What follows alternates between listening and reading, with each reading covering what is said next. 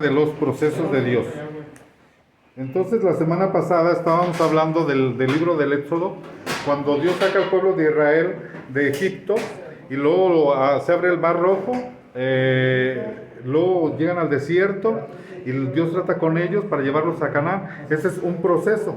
Es decir, Dios, para sacar al pueblo de Israel de Egipto al desierto, tardó un día, pero para pasarlos del desierto a Canaán tardó 40 años, ¿verdad? Ese fue un proceso. Es decir, Dios, cuando salva a una persona, la salva en un momento, en un instante. Dice que pasamos de las tinieblas a la luz, y es en un momento, en un instante. Pero luego después viene un proceso que dura toda la vida y aún más allá de la vida, ¿verdad? Entonces voy a contar algunas historias, pero yo creo que voy a leer voy a leer el libro del Génesis. ¿Cómo empieza la palabra Génesis? Significa el comienzo. Y vamos a ver que Dios puede hacer todo en un solo día. Lo puede hacer, Él puede hacer la obra en un solo día, pero se llevó 7 días para hacer la obra. Igual sucede con nosotros. Dios puede a nosotros cambiarnos de la noche a la mañana totalmente, pero lleva un proceso. Es de lo que vamos a hablar. Dice, en el Génesis capítulo 1, voy a leer casi todo el capítulo, dice: en el principio creó Dios los cielos y la tierra estaba sin orden y estaba vacía, y las tinieblas cubrían la superficie del abismo, y el Espíritu de Dios se movía sobre la superficie de las aguas. Y dijo Dios: sea la luz, y hubo luz. Y vio Dios que la luz era buena, y separó Dios la luz de las tinieblas, y llamó Dios a la luz día, y a las tinieblas la llamó noche, y fue la tarde y fue la mañana un día. Entonces dijo Dios: haya expansión en medio de las aguas, y sepárese las aguas de las aguas. Hizo Dios la expansión, y separó las aguas que estaban debajo de la expansión de las aguas que estaban sobre la expansión, y así fue. Y llamó Dios a la expansión cielo, y fue la tarde y fue la mañana el segundo día. Entonces dijo Dios: júntese en un lugar las aguas que están debajo de los cielos, y que aparezca lo seco, y así fue. Y llamó Dios a lo seco tierra, y al conjunto de las aguas llamó mares. Y vio Dios que era bueno. Y dijo Dios: produzca la tierra vegetación y hierbas que den semilla, y árboles frutales que den frutos según la tierra, según su género, con sus semillas en él. Y así fue. Y produjo la tierra vegetación y hierbas que dan semillas según su género, y árboles que dan frutos con sus semillas en él, según su género. Y vio Dios que era bueno. Y fue la tarde y fue la mañana el tercer día. Entonces dijo Dios: haya lumbreras en la expansión de los cielos para separar el día de la noche, y sea como señal, y para estaciones, y para días, y para años. Y sean por luminarias en la expansión de los cielos para alumbrar sobre la tierra, y así fue. E hizo Dios las 2 grandes lumbreras, la lumbrera mayor para dominar de día, y la lumbrera menor para dominar de noche. Hizo también las estrellas. Y Dios las puso en la expansión de los cielos para que alumbrase sobre la tierra, y para dominar en el día y en la noche, y para separar la luz de las tinieblas. Y vio Dios que era bueno. Y fue la tarde y fue la mañana, fue el cuarto día. Entonces dijo Dios: llénense las aguas de multitudes de seres vivientes, y vuelvan las aves, y vuelen las aves sobre la tierra en la tierra, en la abierta expansión de los cielos. Y creó Dios los grandes monstruos marinos y todo ser viviente que se mueve, de los cuales están llenas las aguas aún su género, y todas aves según su género. Y vio Dios que era bueno. Y Dios les bendijo diciendo: sed fecundos y multiplicados, y llenad las aguas en los mares, y multiplíquense las aves en la tierra. Y fue la tarde y fue la mañana el quinto día. Entonces dijo Dios: produzca la tierra seres vivientes según su género, ganados, reptiles y bestias de la tierra según su género. Y así fue. E hizo Dios las bestias de la tierra según su género, y el ganado según su género, y todo lo que arrastra sobre la tierra según su género. Y vio Dios que era bueno. Creación del hombre y de la mujer. Y dijo Dios: hagamos al hombre a nuestra imagen, conforme a nuestra semejanza, y ejerce dominio sobre los peces del mar, sobre las aves del cielo, sobre los ganados, sobre toda la tierra, y sobre todo reptil que se arrastra sobre la tierra.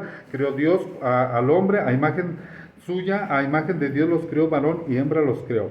Y los bendijo Dios y les dijo: sed fecundos y multiplicados, y llenad la tierra y sojuzgadla, ejerced dominio sobre los peces del mar, sobre las aves de los cielos, sobre todo ser viviente que se mueve sobre la tierra. Y dijo Dios: he aquí, yo os he dado toda planta que da semilla que hay en la superficie de toda la tierra, y todo árbol que tiene fruto que da semilla, esto servirá de alimento. Y a toda bestia de la tierra, a toda ave de los cielos, y a todos los que se mueven sobre la tierra, que tienen vida, les he dado toda la planta verde para alimento. Y así fue. Y vio Dios que todo lo que había hecho, y aquí que era bueno en gran manera, y fue la tarde y fue la mañana, el sexto día. Entonces, Dios hizo todo en 6 días y descansó el séptimo día. Es lo que dice aquí la Biblia. Ahora, empieza diciendo la Biblia, que es lo que quiero, la primera parte que quiero compartir con ustedes. Dice, en el principio creó Dios los cielos y la tierra estaba desordenada y vacía. Ahora, nosotros les dije la semana pasada, si nosotros leemos la Biblia como algo histórico, como algo que solamente pasó, puede ser hasta cierto punto medio aburrido, ¿verdad? Pero cuando nosotros sacamos una enseñanza para nosotros, cuando Dios nos habla a través de la Biblia, es ahí cuando viene la diferencia. Dice que la tierra estaba desordenada y vacía. Cuando nosotros, esta tierra que Dios creó, nos representa a nosotros como personas. La Biblia dice que nosotros fuimos hechos del polvo. Hasta lo dicen, polvo eres y polvo te convertirás. Esas palabras están en la Biblia. Nosotros somos criados del polvo de la tierra. Entonces la tierra nos representa a nosotros como si nosotros fuéramos esa tierra. Pero cuando Dios no está dentro de nosotros, dice que la tierra estaba desordenada y vacía. Cuando Dios no se encuentra en la vida de nosotros, ¿cómo se encuentra nuestra vida? Totalmente desordenada y totalmente vacía. Entonces, ¿qué es lo que hace Dios cuando dice que el Espíritu de Dios se movía sobre las aguas? Es decir, estaba fuera. Igualmente, cuando uno no le ha abierto la puerta del corazón a Dios, Dios está fuera y el Espíritu Santo está fuera. Pero cuando entra, empieza a poner orden, es lo primero que empieza a hacer, orden, y a llenar el vacío que hay en nosotros. Ahora, nuestra vida está totalmente desordenada, y lo que Él empieza a hacer es poner un orden, porque es un proceso. Ciertamente Dios ya está en nuestras vidas, pero hay un desorden dentro de nosotros, punto número 1. Punto número 2, hay un vacío. Todos los seres humanos tenemos un vacío en el corazón, que a veces lo queremos llenar con sexo, con drogas, con dinero, con vicios, con cualquier cosa, pero cuando nosotros queremos llenar ese vacío que está dentro de nosotros, el vacío se hace más grande. Entonces, ese vacío tiene la forma de Dios, que solamente Dios lo llena. Es decir, por ejemplo, si a ti se te muere, digamos, un familiar, digamos un padre, una madre, un hijo, un hermano, o si tú no tienes papá o no tienes mamá, ese vacío lo puede llenar Dios. Dios te puede llenar ese vacío que tú tienes de tu papá, de tu hermano, de un hijo, de una familia que tal vez tú no tuviste, ¿va? Pero el vacío de Dios no lo llena nadie. O sea, tú puedes tratar de llenar el vacío de Dios con dinero. Voy a trabajar bien harto para hacer harto dinero, y se va haciendo más grande. O tal vez con sexo, lo puedes tratar de llenar. O tal vez con un vicio, o tal vez con otras cosas, tratas de llenar ese vacío, pero el vacío es como si le echaras agua a un balde que está agujerado, pues nunca se va a llenar, nunca se va a llenar, porque ese vacío solamente Dios lo llena. Entonces Dios viene a llenar el vacío que hay en el corazón del hombre. Es como si, la vida es como si fuera un rompecabezas, donde tú tienes todas las piezas del rompecabezas, ¿verdad? En ese rompecabezas tienes tú todas las piezas, ¿verdad? Tienes la pieza de la familia, y ahí la pones, la pieza de un carro, la pieza de una profesión, la pieza de la ropa, la pieza de los zapatos, la pieza de las amistades, la pieza de que eres reconocido por la sociedad, la pieza de que, digamos, eres sobresaliente en algún área, pero la pieza más importante que va en el centro no la tienes. Entonces ese rompecabezas está incompleto. Necesitas forzosamente la pieza que va en el mero centro para poder que tu rompecabezas luzca completo y luzca bien. Porque si le falta esa pieza, que es la principal, que es la que va en el centro, que es la que más se nota, tu vida está incompleta. Entonces, ¿qué es lo que viene a hacer Dios cuando entra a tu vida? Primeramente, llena el vacío. Después de llenar el vacío, pone un orden, porque nuestra vida está totalmente de cabeza, como estaba aquí la tierra. ¿verdad? Dice que estaba desordenada y estaba vacía. Entonces viene a poner un orden. Pero Dios no trabaja de inmediatamente, sino que los procesos de cada persona son diferentes. Voy a poner varios ejemplos, ¿verdad? Ejemplo número 1. Cuando Jesús estuvo en la tierra, sanó 2 ciegos. Bueno, sanó más, pero voy a hablar específicamente de 2 ciegos, ¿verdad? Y los 2 los sanó de diferente manera. A uno, oró por él y el ciego sanó inmediatamente, ¿verdad? Y luego después estaba otro ciego, ¿verdad? Pero para sanar a ese ciego fue diferente, sino que dice que agarró tierra de la tierra y escupió en la tierra y luego hizo lodo, así en su mano hizo lodo, y luego se la puso en los ojos, y luego ya después Jesús le preguntó, le dijo, ¿qué ves? Y luego él dijo, pues miro a las personas como si fueran árboles que se mueven. O sea, no recuperó la vista completamente. Y entonces le dijo, ve a tal lugar, a tal estanque, y te lavas ahí, ¿verdad? Entonces hizo caso, fue y se lavó, y ya después vio bien. Entonces después le preguntaron a este hombre, ¿a ti quién te sanó? Dijo, no, pues un tal Jesús, ¿verdad? Entonces ahí queda la historia de la Biblia. Ahora, voy a decir algo que no está en la Biblia, pero que está en mi imaginación, que yo me lo estoy imaginando, que no está en la Biblia, pero es como una imaginación. Vamos a imaginarnos que se encuentran estos 2 ciegos un día, el ciego número 1 y el ciego número 2. Entonces el ciego le dice, dice, fíjate que yo era ciego, el otro, fíjate que yo también, ¿y a ti quién te sanó? No, pues un tal Jesús, y a ti, no, pues también un Jesús, ¿y a ti cómo te sanó? Dice, no, pues a mí nomás me puso la mano encima y oró por mí, y ya fui sano. ¿No? Entonces ya el otro, ¿y a ti cómo te sanó? No, mira, a mí agarró tierra y hizo lodo con la tierra y con la saliva y me la puso en los ojos y luego vi medio borroso y luego fui a un estanque, es decir, tuvo un proceso, ¿no? Entonces dice, luego fui, me lavé y ya vi bien. Entonces el ciego número 1 le dijo al ciego número 2, le dijo, entonces no ha de ser el mismo Jesús, ¿verdad? Y si era el mismo Jesús que lo sanó, simplemente el proceso de cada persona es diferente. Cuando Cristo llega a la vida de una persona, hay personas que cambian inmediatamente así, hay quienes tardan, hay quienes su proceso es diferente, igual con las sanidades. En este caso estamos hablando de una sanidad física que era la de los ojos, pero quiero enfocarme a la sanidad espiritual del alma, más que nada del alma, ¿verdad? Pero ponemos como ejemplo la sanidad física. Hay personas que están enfermas, digamos, tienen un cáncer, por así decirlo, ¿verdad? Y Dios puede obrar de 2 formas. Sanar a una persona, que una persona ore por esa persona y sana, digamos, automáticamente, o Dios puede utilizar, digamos, a un doctor, a un científico que le dé cierto medicamento, cierto tratamiento, y la persona va a sanar, por así decirlo, mediante ese medio. Entonces, no todos tienen el mismo proceso, todos somos diferentes. El proceso que tienen unos es diferente al que tienen otros. Por eso no podemos criticar a los que son más lentos, porque la Biblia dice, los fuertes cargar al más débil. O sea, a los que son débiles, los que son fuertes, apóyenlos y sosténganlos, ¿verdad? Para levantarlos.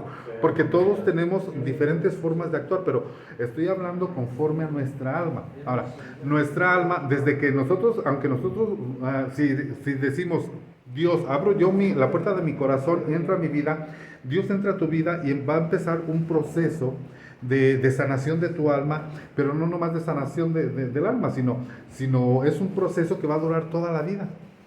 Y el proceso que Dios va a dar a nosotros no solamente es de toda la vida, sino incluye más allá de la vida, sino después de la muerte. Hay un trato después de la muerte, ¿verdad? Que Dios va a tratar con nosotros. Y al final, ya cuando venga la resurrección, entonces ahí, digamos, por así decirlo, termina el trato para quedar como Dios quiere que quedamos. Lo voy a poner de esta manera. El otro ejemplo que quiero poner es la historia de un hombre que se llama Naamán, ¿verdad? Y está en Segunda de Reyes, capítulo 5. Fíjense, a ver si voy a ver si lo leo todo o si nomás una parte, para que no esté tan aburrido. Dice, y Naamán, capitán del ejército del rey de Aram, era un capitán, un hombre grande, fuerte, inteligente, que tenía mucha capacidad. que era dirigente, que tenía muchas medallas, por así de valor que les ponen a los del ejército, ¿no? Que les ponen muchas medallas y muchas conmemoraciones, o no sé cómo se le llama esas cosas, ¿verdad? Reconocimientos de que ha obrado muy bien para el gobierno, pero tenía un problema. Este hombre tenía lepra, y en la lepra, en el Antiguo Testamento, para nosotros es figura del pecado, ¿verdad? Pero la lepra en aquel tiempo era una enfermedad, era incurable, como decir ahora el SIDA. O sea, no había cura. Ahorita ya hay cura para la lepra, pero en aquel tiempo una persona que le daba lepra lo aislaban, así como en el COVID, que a la gente la aislaban, le decían, usted esté encerrado, usted esté allá aparte, pero esa enfermedad era mortal, o sea, era una sentencia de muerte a la persona que le daba lepra. Entonces este hombre tenía reconocimientos, tenía muchos títulos, tenía mucha influencia, pero tenía un defecto, que tenía lepra, que estaba condenado a muerte, porque la lepra es figura del pecado que a nosotros nos condena a la muerte, estamos condenados a muerte. Todo el que tenga pecado va a ser condenado a muerte, pero la solución es Cristo, porque Él no quita el pecado, lo borra totalmente, ¿verdad? Dice, y Naamán, capitán del ejército del rey de Aram, era un gran hombre delante del Señor y tenía en alta estima porque por medio del Señor había dado la victoria a Aram. También el hombre era un guerrero valiente, pero leproso. O sea, era valiente, tenía muchas cualidades, pero tenía ese defecto. Dice, y habían salido los arameos en batalla y habían tomado cautiva a una muchacha, a una mujer joven de la tierra de Israel, y ella estaba al servicio de la mujer de Naamán. Es decir, por cuestiones del destino, una mujer judía, hebrea, la agarraron de esclava y la llevaron de sirvienta a Naamán, y era su sirvienta. La pusieron para que como servidumbre, dice. Y ella dijo a su señor, he aquí mi señor estuviera, dice, si mi señor estuviera con el profeta que está en Samaria, él entonces le curaría de su lepra. O sea, la mujer esta era creyente en Dios y sabía y tenía la fe judía, la fe en Dios, la fe en Jesucristo, y ella sabía de la Biblia y dijo, mire, si usted fuera con aquel hombre de Dios, el hombre de Dios podría sanarlo, orar por usted y usted quedaría sano, ¿verdad? Ese fue lo que le dijo la criada, ¿verdad? Entonces dice, y Naamán entró y habló a su señor diciendo, dice, esto ha dicho la muchacha que está en la... que es de la tierra de Israel. O sea, lo que la criada dijo fueron y se lo contaron a Naamán, dice. Entonces el rey de Aram dijo, ve ahora y enviaré una carta al rey de Israel, y él fue y llevó consigo 10 talentos de plata, o sea, una bolsa con mucho dinero, dice, y 6,000 ciclos de oro y 10 mudanzas de ropa. O sea, llevó bolsa de oro, bolsa de plata y llevó ropas, ¿verdad? También llevó al rey de Israel llevó al rey de Israel la carta que decía, y ahora cuando llegue a ti esta carta aquí, verás que te he enviado a mi siervo Naamán para que lo cures de su lepra, ¿verdad? O sea, hubo una intercesión entre dos gobernadores, dice. Y sucedió que cuando el rey de Israel leyó la carta, rasgó su ropa y dijo, ¿acaso soy yo Dios para dar muerte o para dar vida, para que este me mande a decir, cura a este hombre de su lepra? Porque era una enfermedad incurable, no había cura, ¿verdad? Pero considerad ahora y ved cómo busca pleito conmigo. O sea, el rey de Israel está diciendo, aquel me está queriendo echar pleito para que yo sane a este, pues yo no puedo hacer eso, dice. Y al oír esto Eliseo, el hombre de Dios, es decir, el profeta se llamaba Eliseo, dice, y al oír Eliseo, el hombre de Dios, que el rey de Israel había rasgado sus vestidos, envió aviso al rey diciendo, ¿por qué has rasgado tus vestidos? O sea, el profeta le dijo al rey de Israel, dice, que venga él, el leproso, a mí ahora, y sabrá que hay un profeta en Israel. O sea, que yo soy un siervo de Dios. Dice, vino pues Naamán con sus caballos y con sus carros, y se paró a la entrada de la casa de Eliseo. Y Eliseo le envió un mensajero diciendo, es decir, el profeta no salió a ver a Naamán, ¿verdad? Que era un hombre de política, un hombre importante, un hombre sobresaliente, un hombre reconocido. El profeta o sea, como que lo trató como si fuera un hijo de vecina, por así decirlo, ¿verdad? No le dio la importancia, ¿verdad? Y Naamán se enoja porque dice, pues cómo no me sale a recibir a este hombre, ¿verdad?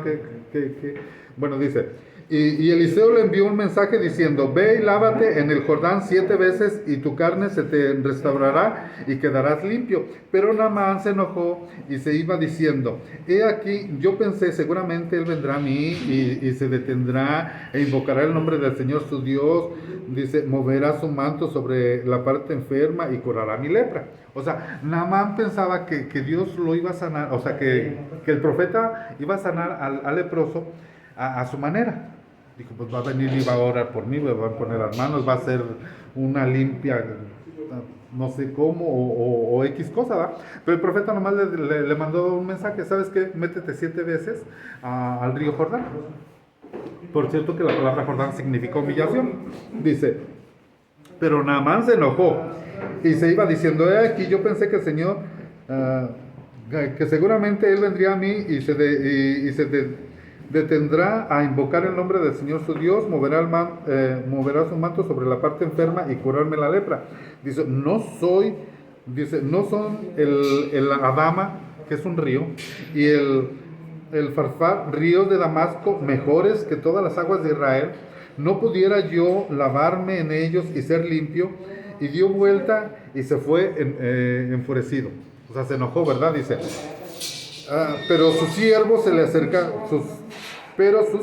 acercaron y le hablaron diciendo: Padre mío, si el profeta te hubiera dicho que hicieras alguna gran cosa, no lo hubieras hecho, cuanto más cuando te dice: lávate y quedarás limpio. Entonces él bajó y se sumergió 7 veces en el Jordán, conforme a la palabra del hombre de Dios, y su carne se volvió como la carne de un niño pequeño, y quedó limpio. Y regresó al hombre de Dios con todas sus compañías, y fue y se puso delante de él y dijo: he aquí, ahora conozco que no hay Dios en toda la tierra sino en Israel. Te ruego pues que recibas ahora un presente de tu siervo. Bueno, aquí la cuestión es de que este Naamán nos representa a nosotros.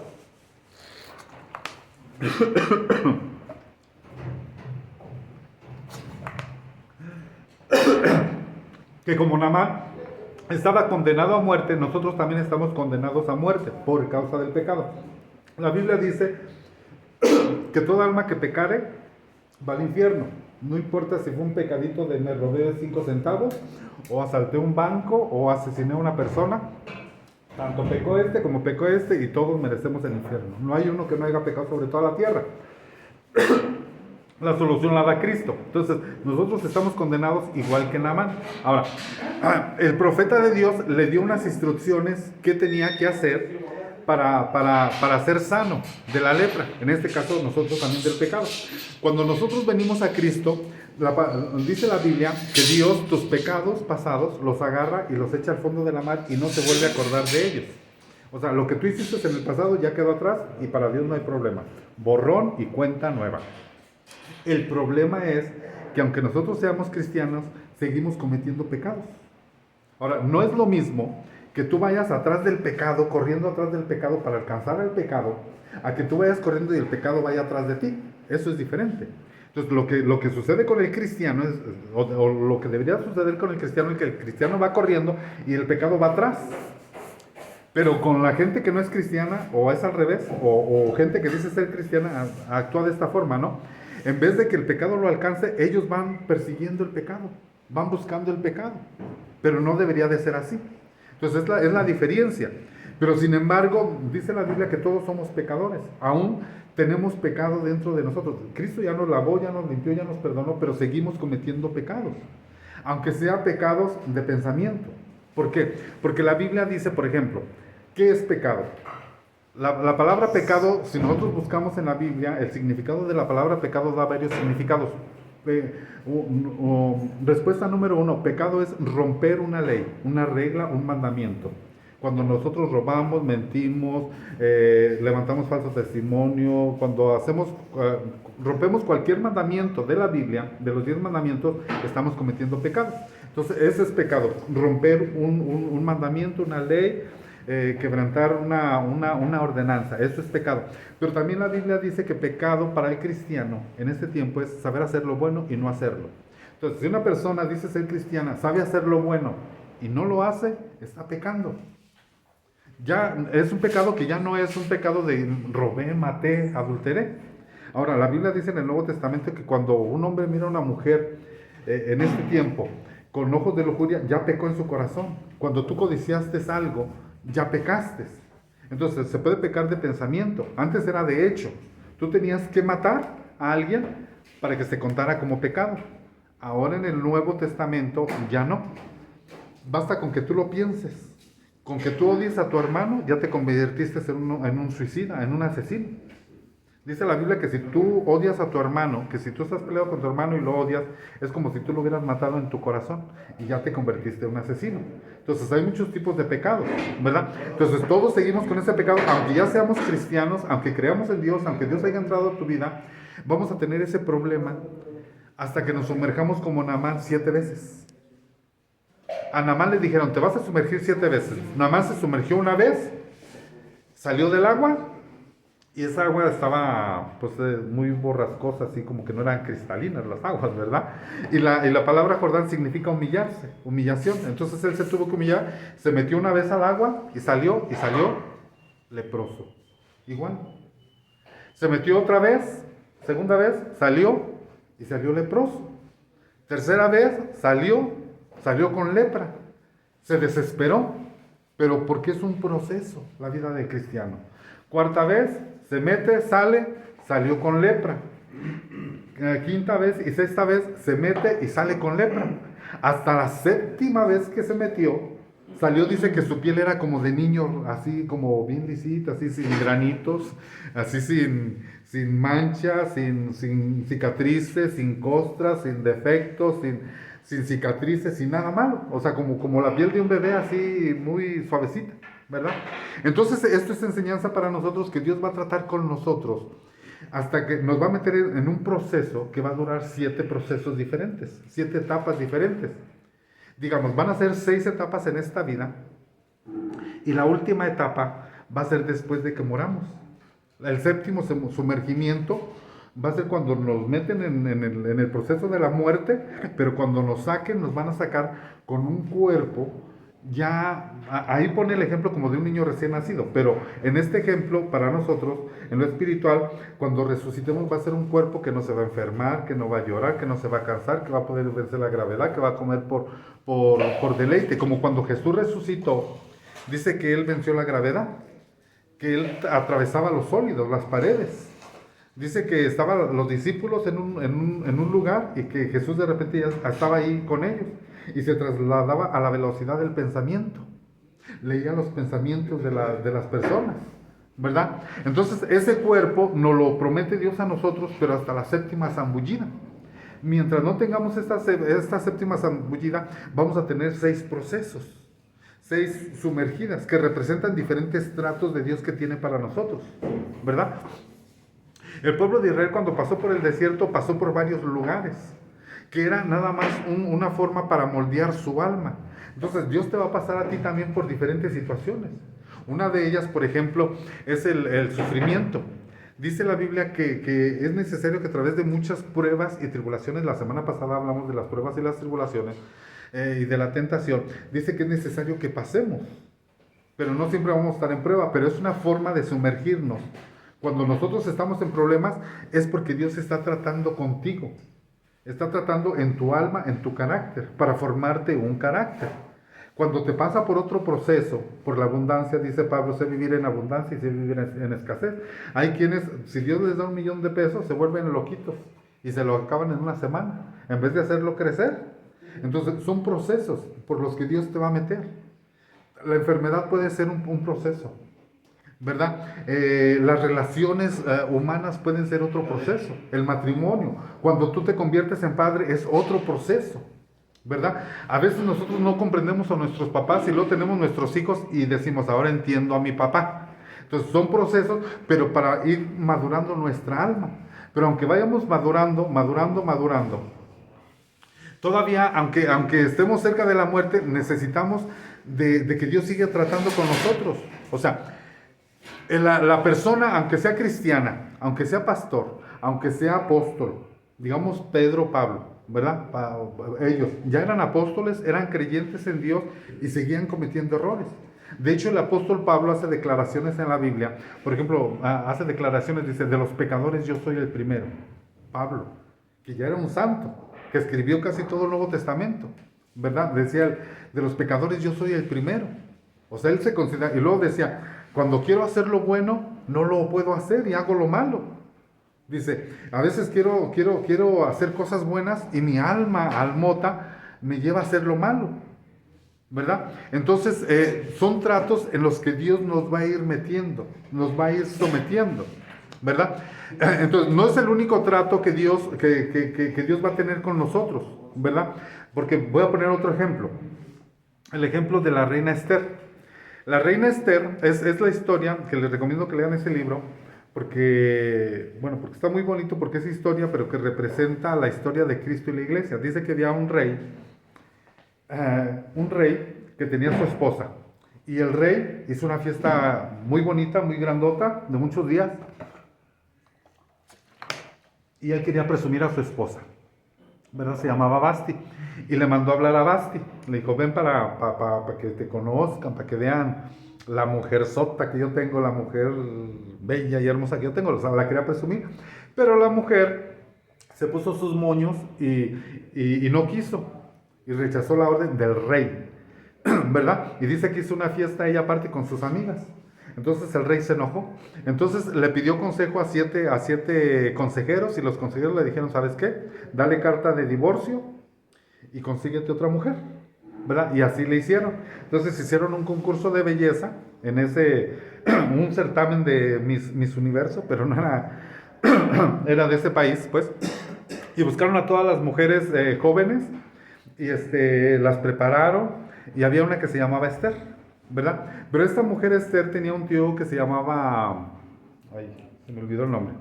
Bueno, tenía su tío, y el tío le dijo, ¿qué tienes que hacer para que te puedas casar con el rey? Porque solamente una es la ganadora. Muchas son las concursantes, pero una es la ganadora. Entonces, después se le entregaron a un eunuco, que era los que preparaban a las mujeres antes de presentarse con el rey. Entonces a esta mujer Esther le dijeron, ¿sabes qué? Tienes que hacer esto, 6 meses tienes que estar en mirra, 6 meses tienes que estar... Es decir, tenía que prepararse ella antes de llegar con el rey. Entonces ese es el proceso para llegar al rey. Esta mujer representa a la iglesia que se va a casar con Cristo, ¿verdad? Digámoslo así. Cristo vino porque él se quería casar con un pueblo que se llamaba Israel, pero rechazaron a Jesús. Entonces dijo, entonces los hago a un lado, le abro la puerta a los gentiles todo aquel que no es judío o cristiano, y todo aquel que quiera, pues ahora la puerta se le va a abrir a ellos. De ellos va a salir la esposa de Cristo, de los gentiles, ya no de los judíos, porque ellos no quisieron igual que Basti, se creyeron la última Coca-Cola del desierto, entonces Dios los desechó. Entonces dice, ahora Dios, a los que no eran mi pueblo, los voy a llamar mi pueblo, y de ahí va a sacar la esposa para casarse con él, de la iglesia, no de los judíos, no del pueblo de Israel. La idea era que fuera del pueblo de Israel, pero como ellos, igual que Basti, rechazaron y no quisieron, entonces Dios nos dio chance a nosotros. Pero para que Esther pudiera llegar, tuvo que pasar por procesos. La mirra representa sufrimiento, y luego dice que por especies aromáticas, por un trato de oración, por un trato de consagración. Entonces, por diferentes periodos, o sea, tenía que estar 6 meses en un trato, 6 meses en otro, 6 meses, hasta que se cumpliera el tiempo que le tocara ir con el rey, ¿verdad? Entonces, es igual con el cristiano. El cristiano, digamos, se hace cristiano y es salvo, y ahora tiene paz en su corazón, tiene en su alma, pero va a empezar un proceso. Pero todos los procesos de todas las personas son diferentes. Es decir, cuando Cristo llega a la vida de una persona, hay personas que inmediatamente pueden dar un cambio total, un giro de 90 grados, un cambio. Pero hay otros que tardan más tiempo y no los podemos criticar, porque el proceso de cada persona es diferente.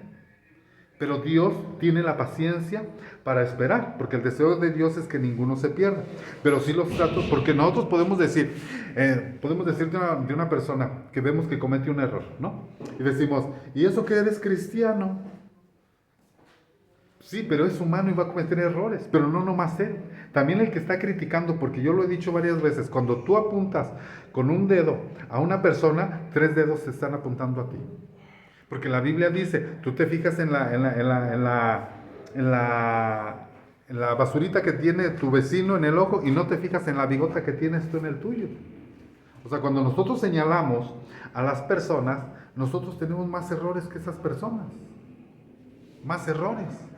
¿Verdad? Entonces, aquel que dice, que critica a los cristianos, porque hay en redes, por ejemplo, en redes sociales, muchos que critican a muchos pastores, que ellos lo único que hacen es criticar, pero están como los fariseos en la Biblia. Los fariseos ni pichan, ni cachan, ni dejan batear. ¿Verdad? Es decir, los enemigos de Jesús, en el tiempo de Jesús, los enemigos por así decirlo, los enemigos de Jesús no eran precisamente la gente extraña a la religión, sino eran los mismos religiosos. ¿Cómo lo dijera? Los que estaban en contra de Jesús eran los que creían en Jehová. Le echaban tierra a Jesús, le echaban tierra a los apóstoles, pero ellos decían creer en Jehová. El problema no era a veces con la gente que no creía. El problema con la gente que creía decía creer en Jehová. Igual pasa en este tiempo. Muchos cristianos critican a otros cristianos y aún por redes sociales, pero esos ni pichan, ni cachan, ni dejan batear. ¿Qué quiere decir esto? Que ni hacen ni dejan hacer a otros. Ellos critican lo que ellos no hacen. Ellos no van a las calles, no van a los necesitados, no van a las cárceles, no van a predicarle a la gente necesitada. Critican lo que están haciendo otros, pero ellos mismos no lo hacen. ¿Verdad? Entonces, pero estamos hablando porque hay un proceso, no importa, yo lo he dicho de esta manera para que se entienda, se lo he dicho a los cristianos, no importa el tipo de ministro que tú conozcas, el tamaño de ministro que tú conozcas, todos, absolutamente todos tenemos pies de barro, todos. Es decir, puede ser el presidente de la República, es humano y va a cometer errores. Sea el superapóstol llamado Pablo o Pedro, van a cometer errores y los cometieron en la Biblia. Por ejemplo, Pedro, dice que Pedro cuando estaba con los judíos era de una forma, y luego cuando estaba con los que no eran judíos era de otra forma. Y Pablo se dio cuenta y le dijo, Pedro, fíjense, Pedro, el que dicen que es el papa, el primer papa de la Iglesia Católica, cosa que no es cierto, pero Pedro enfrenta Pablo enfrenta a Pedro y le dice, Pedro, tú eres un hipócrita. Se lo dice así con letras grandototas y en su carota. Dice, tú eres un hipócrita porque aquí te comportas de una forma y acá te comportas de otra. Es decir, Pedro tenía errores, también Pablo, y no solamente ellos. En este tiempo no importa el ministro que tú conozcas, todos van a cometer errores. Tú mismo vas a cometer errores. Tú puedes criticar a tu papá, a tu mamá, a tu presidente, a tu encargado de esta área. Pero si tú estuvieras como presidente, como papá, como encargado, tú también vas a cometer errores y peores que ellos. Es a lo que voy, de que cuando tú señalas con un dedo, 3 dedos te señalan a ti. ¿Por qué? Porque hay un proceso. Aunque tengamos el cargo que tengamos, aunque seamos cristianos, estamos dentro de un proceso que vamos a ir tratando de mejorar. Lo que decía yo la semana pasada con la conquista de Canaán. Ya venciste un área, pero te toca vencer otra área. Ya venciste el vicio, de acuerdo, pero ahora te toca vencer el resentimiento, que cómo cuesta. Ahora ya venciste eso, ahora te toca vencer el perdón. Y es un proceso. No es fácil perdonar. Es fácil perdonar cuando una persona te hiere, que es una persona ajena, lejana a ti. Pues, ¿qué me importa lo que me haya hecho, me haya traicionado? Pero que tu propia familia, los cercanos a ti te traicionen, eso te duele en el alma y no te puedes amargar. ¿Qué pensarías si tu madre te robara para darle a un fulano que ni tu padre es? Lo digo por experiencia propia. Pero tengo que perdonar. Lo estoy diciendo por experiencia propia, ¿verdad? ¿Verdad? Es duro, pero yo me pongo en el lugar de Jesucristo. Jesucristo lo traicionaron, su propia gente, lo crucificó. ¿Qué me importa lo que haga el de allá o el de allá? ¿Verdad? El vecino, lo que me haga, pero que me haga algo una persona muy, muy, muy, muy cercana a mí, eso me duele con toda el alma. Eso es difícil. Que cuando un hombre traiciona a una mujer o una mujer a un hombre con infidelidad, es bien difícil perdonar. Es bien difícil. Tan es así que la Biblia dice, le dijeron a Jesús del divorcio, le preguntaron por el divorcio. Le dijeron, a ver, ¿tú qué opinas del divorcio? Entonces Jesús dijo, no hay divorcio a menos que sea por adulterio y comprobado. De esa forma, ya no está la persona obligada a seguir con tal persona. Es decir, si se descubre que este fue infiel, pero con pruebas, no con chismes, con pruebas, que falló, entonces Dios dice, ya no estás obligado, tienes que perdonarlo de corazón, porque si no es como si te dieran, suponiendo que tú estás casado, bueno, ¿cómo te llamas? Suponiendo que José está casado y que él encuentra a su esposa con otro hombre en la cama, los mira, un suponer, y ha pasado, ¿verdad? Él lo que tiene que hacer es como si le hubieran dado un balazo dentro del cuerpo y yo soy médico.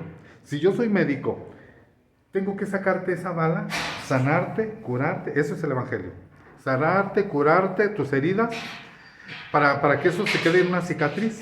Pero no puedo yo curarte y sanarte y dejarte la bala dentro. Es decir, el odio, el rencor, el resentimiento. Entonces, él tiene que sanar su alma, sanar su corazón, sacar eso, perdonar, pero no está obligado a seguir con su esposa, porque el dolor puede ser muy grande. Lo que sí tiene que hacer es perdonar, pero no por su esposa, por él mismo, porque eso le va a crear amargura, le va a crear un rencor, le va a crear complejo, le va a crear muchos problemas a su alma de él. Entonces, aquí hay que sanarlo a él, para que él pueda perdonar, pero es un proceso. Ahora, en ese caso, pero cuesta trabajo que un hombre perdone a su esposa o que la esposa perdone al hombre en esa situación. ¿Sí me explico? Entonces, ese es el proceso, ¿verdad? Pero estoy hablando porque ya venciste, digamos, José, ya venció el vicio. Ahora tiene que vencer el resentimiento. Ahora tiene que vencer el rencor. Ahora tiene que vencer el trauma que le hicieron de niño. Ahora tiene que vencer el abuso sexual que le cometieron de niño. Ahora tiene que vencer esto. Entonces, ya venció esto, pero son muchos reyes que están dentro de ti, muchos gigantes, muchas ciudades, que fue el tema que hablamos la semana pasada, que tienes que ir venciendo de una por una. Ese es el proceso de lo que yo les estoy hablando. Que el hecho de que tú ya salgas de este lugar, ya no significa que terminó el trato, no, el trato continúa. El solo por hoy continúa. El solo por hoy. Tienes que continuar con eso. Y tienes que ir venciendo cada día. Entonces son tratos diferentes. Hay personas, por ejemplo, que agarran el vicio por una infidelidad, por una traición. Porque la mujer lo engañó, porque la novia se fue con otro, y hay quienes hasta se suicidan, ¿no? Entonces, pero es un trato que Dios está teniendo contigo. ¿Por qué? Porque igual que Naamán, todavía tenemos lepra dentro de nosotros. ¿Cuál es la lepra? Es pecado. ¿Y cuál es el pecado? El odio, el rencor, la envidia, los celos, la amargura, todo eso está dentro de nosotros. Entonces, aunque una persona sea cristiana, puede odiar a su hermano, sí, no debe, pero sí puede. Pero tiene que perdonar, pero es un proceso, porque le va a costar. No, hay personas que les cuesta perdonar bien fácil. Sabes que te perdono, pero no a todas. Hay personas que tú les haces algo y te perdonan fácilmente. Hay personas que les haces algo y tardan 20 años porque todavía lo traen en la mente. Y es un proceso. Entonces, lo que estamos hablando es de los procesos de Dios. Que Dios hizo la tierra en 7 días. Y apenas estoy empezando con el primer capítulo con el vacío. Porque solamente me basé todo esto al primero, de donde dice, y la tierra estaba desordenada y vacía. Entonces viene a poner un orden. ¿Qué es lo primero que hace Dios? Dice, separa la luz de las tinieblas. Entonces Dios va a separar lo bueno de lo malo dentro de ti. Vas a entender, cuando Dios entre en tu vida, vas a entender qué está bien y qué está mal, por conciencia. Cuando nosotros no tenemos a Dios, tenemos conciencia, pero está cauterizada nuestra conciencia. robamos o pecamos o mentimos o X cosa y ya está cauterizada nuestra mente, no sabemos que está mal, pero cuando Cristo entra a tu vida, el Espíritu Santo que va a empezar a poner orden, que va a llenar el vacío, que te va a alumbrar, que va a separar la luz de las tinieblas, vas a ver lo que está bien y lo que está mal. Entonces no va a haber nadie con una pistola detrás de ti diciéndote no hagas esto, porque la gente cree que el Evangelio, que a mí me lo han dicho, a ti te prohíben que hagas esto y que hagas aquello. No, no hay un policía que esté detrás de mí con una pistola apuntándome y no hagas esto y no hagas aquello. Eso sería feo. En cambio, Jesús lo que hizo, también lo hizo por amor. Él fue voluntariamente a la cruz. Él murió por ti, por mí, voluntariamente. Nosotros también nos ofrecemos a Jesús voluntariamente y tratamos de hacer su voluntad de Él por amor. No porque nos estén obligando, no porque esté en una pistola. ¿Por qué? Porque amor con amor se paga. Si Dios te amó a ti, lo único que tú puedes es regresarle, retribuirle con amor. Y el amor son hechos, no dichos. El amor se demuestra con hechos, no solamente con palabras. El amor es acción, ¿verdad? Entonces está ese proceso que Dios va a empezar en ti cuando dice, en el principio, dice, el Espíritu de Dios se movía sobre las aguas y la tierra estaba desordenada y vacía. Si tú le abres hoy en este día el corazón a Dios y le dices, entra a mi vida, entra a mi corazón, toma el control de mi vida, va a empezar un proceso. Pero no quiere decir que ahí se acabó el proceso. El proceso va a durar toda la vida, hasta que mueras y aún después de muerto, porque hasta que te resuciten, ya la libramos. Dice que somos hijos a la resurrección. ¿Qué quiere decir esto? Que hasta que resucitemos, ahí ya no hay pierde, ya resucitados con un cuerpo inmortal, con un cuerpo que no se va a morir. Ahí ya nada nos separará del amor de Dios, ni la vida, ni la muerte, ni lo alto, ni lo bajo, ni el infierno, ni el cielo, ni lo pasado, ni lo presente, ni lo futuro, ni lo porvenir. Nada nos podrá separar del amor de Dios. Pero empieza un proceso. Y la vida va a ser un proceso, pero ¿qué es mejor? ¿El proceso sin Dios o el proceso con Dios? El proceso sin Dios no te va a llegar a ninguna parte. El proceso con Dios te va a llevar a la satisfacción, a la eternidad y al descanso y a la comprensión de la vida. ¿Por qué estoy pasando lo que estoy pasando? Porque la Biblia dice que para los que aman a Dios todas las cosas les vienen a bien, aún las cosas negativas. Aún lo que te pasó en la infancia tiene un propósito en Dios. Tú no entiendes por qué pasaste lo que pasaste, pero todo tiene un propósito, pero tus ojos, la venda de los ojos empieza a caer cuando tú empiezas a entender la palabra de Dios. Dice que la fe viene por el oír y el oír la palabra de Dios. Y eso del oír te va tumbando las vendas de los ojos espirituales. Te va destapando los oídos y vas entendiendo que Dios tiene un plan y un propósito. ¿Por qué estás pasando lo que estás pasando? ¿Por qué pasaste lo que pasaste y por qué vas a pasar lo que vas a pasar? Porque el trato no termina con lo que pasaste, es parte del proceso. Lo que estás pasando es parte del proceso, pero el proceso sigue lo que vas a pasar, porque vas a pasar por pruebas muy difíciles, muy difíciles. Pero dice la Biblia que Dios no le puso una carga mayor a la que no pueda soportar. Toda la carga, o sea, si tú pasas por una prueba, es porque la puedes superar, no porque no puedes. Si Dios a ti, por ejemplo, en el caso de Job, ya hablamos de eso, Dios le mandó esa prueba, pérdida de la familia, de la economía y de la salud, ¿por qué la podría superar? Pero si Dios sabe que tú no puedes con eso, no te lo va a mandar. Te va a mandar algo que sabe que sí puedes con eso.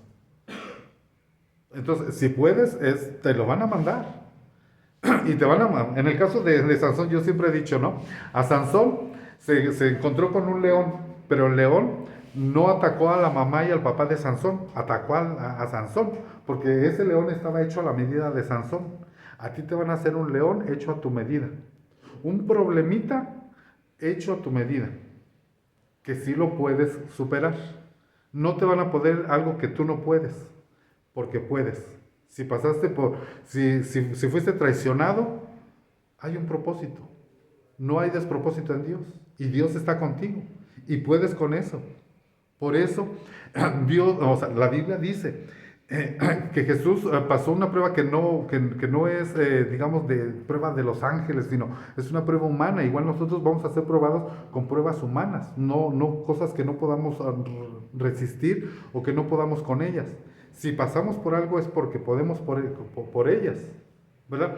En el caso de Moisés, Moisés pasó por el desierto primero, estuvo 40 años en el desierto, y cuando fue a liberar al pueblo de Israel, los liberó y los enseñó a pasar por el desierto, porque él ya había pasado por el desierto. Les dijo, yo ya sé lo que tú estás pasando, porque yo ya pasé por ese camino. Entonces, cuando tú te encuentras a una persona que estuvo en la situación que tú estuviste, tú le vas a decir, yo ya estuve en ese lugar, tú le puedes ayudar, porque tú ya pasaste por ese desierto, por esa prueba. Entonces, aún eso es parte del proceso para que tú ayudes a otros.